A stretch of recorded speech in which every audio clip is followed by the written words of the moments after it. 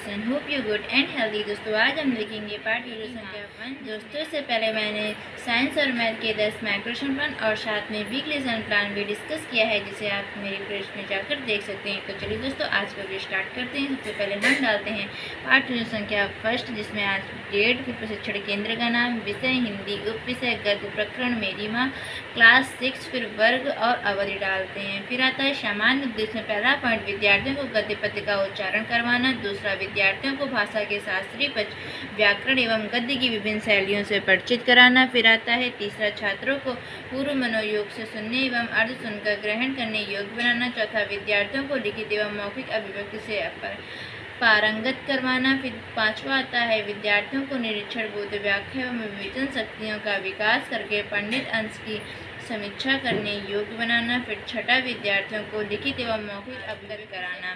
फिर आता है विशिष्ट उपदेश में पहला विशिष्ट उद्देश्य के पक्ष, जिसमें पहला है ज्ञानात्मक में पहला पॉइंट विद्यार्थी मेरी माँ नामक पाठ के विषय में ज्ञान प्राप्त कर सकेंगे। अवबोधात्मक में होगा विद्यार्थी मेरी माँ पाठ की व्याख्या कर सकेंगे। अनुप्रयोगात्मक में होगा विद्यार्थी मेरी माँ नामक पाठ की पुष्टि कर सकेंगे। कौशलात्मक में होगा विद्यार्थी मेरी माँ नामक पाठ का शुद्ध चित्रण व अंकन कर सकेंगे। रुचिरात्मक में होगा कि विद्यार्थी मेरी माँ नामक पाठ के अध्ययन में रुचि लेंगे। अभिवृत्तियात्मक में होगा विद्यार्थी मेरी माँ पाठ के महत्व का अध्ययन करेंगे। फिर आता है सहायक सामग्री में कक्षा उपयोगी सहायक सामग्री।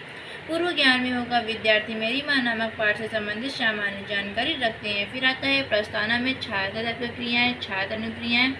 जिसमें पहला पॉइंट होगा कि विद्यार्थी कितने प्रकार के होते हैं, तो 2 प्रकार के, एकांकी व संयुक्त।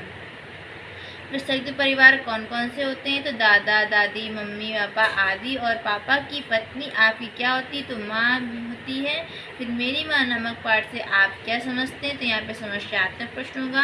फिर उद्देश्य कथन में आप कुछ लिखेंगे कि आज हम लोग श्री राम प्रसाद बिस्मिल द्वारा रचित मेरी माँ नामक पाठ का अध्ययन करेंगे। प्रस्तुतिकरण में होगा 11 वर्ष की उम्र माता जी विवाह कर शाहजहाँपुर आई थी। शाहजहाँपुर आने के थोड़े दिन बाद ही दादी ने अपनी छोटी बहन को बुला लिया और उन्हीं के गृह कार्य में माता जी को शिक्षा दी। थोड़े ही दिनों में माता जी ने सब गृह कार्य को समझ लिया और मेरे जन्म के 5 या 7 वर्ष बाद अपने हिंदी पढ़ता आपको खुद ही पैदा हुआ था। फिर उसके बाद में आता है आदर्श वाचन, जिसमें आप लिखेंगे कि छात्र अध्यापक प्रस्तुत गद्यांश का ससर्व वाचन करेंगे। फिर आता है अनुकरण वाचन, जिसमें छात्र अध्यापक विद्यार्थियों में अनुकरण वाचन करवाएंगी। फिर आता है उच्चारणाभ्यास, जिसमें अशिक्षित, ग्रामीण, आरंभ, शौक, प्रबंध, विवाह आता है। फिर आता है बोध प्रश्न में पहला कि लेखक की दादी ने अपनी छोटी बहन को क्यों बुलाया, लेखक की माँ को गृह कार्य की शिक्षा देने के लिए। फिर आता है दूसरा, लेखक की माँ का विवाह किस उम्र में हुआ, तो 11 वर्ष की उम्र में। तीसरा, लेखक की माँ विवाह के समय कैसी थी, तो नितांत अशिक्षित एक ग्रामीण कन्या की सदस्य थी। फिर चौथा क्वेश्चन की लेखक की माँ ने हिंदी पढ़ना कब प्रारंभ किया, तो लेखक के जन्म के 5 या 7 वर्ष बाद में।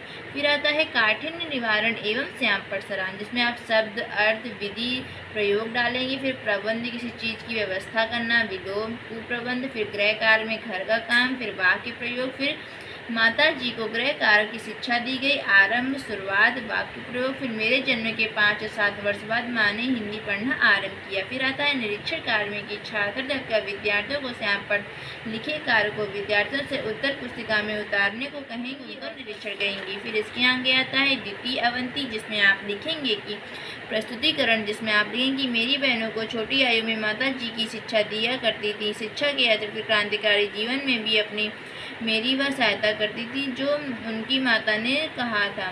फिर माता जी का सबसे बड़ा आदेश मेरे लिए यही था कि किसी के प्राण हानि ना हो। उनका कहना था कि अपने शत्रु को भी कभी प्राण दंड न देना। अपने इस आदेश की पूर्ति करने के लिए मजबूरन 1-2 बार अपनी प्रतिज्ञा भंग करनी पड़ी थी। फिर आता है कि आदर्श वाचन में कि छात्र अध्यापक प्रस्तुत गद्य का ससर वाचन करेंगी। फिर अनुकरण वाचन में होगा छात्र अध्यापक विद्यार्थियों से अनुकरण वाचन करवाएंगी। उच्चारण अभ्यास में होगा क्रांतिकारी, प्राणहानि, आदेश, प्राणदंड और प्रतिज्ञा।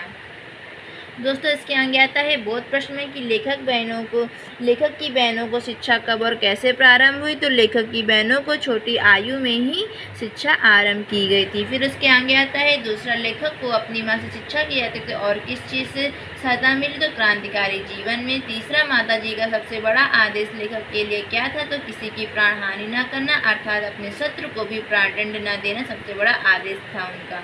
फिर शब्द, अर्थ, विधि, प्रयोग, इस तरह से आप एक तरह चावल की तरीके चिपका देंगे। फिर इसमें शिक्षा, प्राण हानि और प्रतिज्ञा लिखेंगे। फिर ज्ञान, पर्यायवाची, विद्या ज्ञान। फिर प्राण हानि में लिखेंगे प्राणों का नाश। वाक्य प्रयोग, अपने शत्रुओं को भी कभी प्राण हानि न पहुंचाना। प्रतिज्ञा में दृढ़ संकल्प। वाक्य प्रयोग, उसने अपनी माँ की हर बात मानने की। आगे आता है मूल्यांकन प्रश्न, जिसमें पहला होगा कि लेखक की माँ का विवाह किस वर्ष में हुआ था। तो दूसरा, लेखक की माँ को पढ़ने का शौक कैसे आया। तीसरा, लेखक की माँ ने गृह कार्य कैसे सीखा।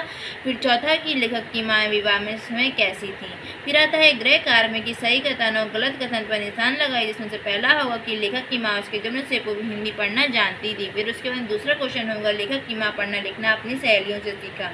फिर आता है तीसरा, लेखक की माँ का विवाह 11 वर्ष की आयु में हुआ था। चौथा, मेरी माँ नामक पाठ के रचनाकार सुमित्रानंद पंत जी हैं। तो दोस्तों आज के वीडियो पे समाप्त होता है। अगर आपको मेरा वीडियो पसंद आया तो प्लीज़ वीडियो को लाइक करिएगा, सब्सक्राइब करिएगा और दोस्तों के साथ मेरे चैनल को शेयर कर दीजिएगा। मिलते हैं नेक्स्ट वीडियो में नेक्स्ट टॉपिक के, तब तक के लिए बाय बाय।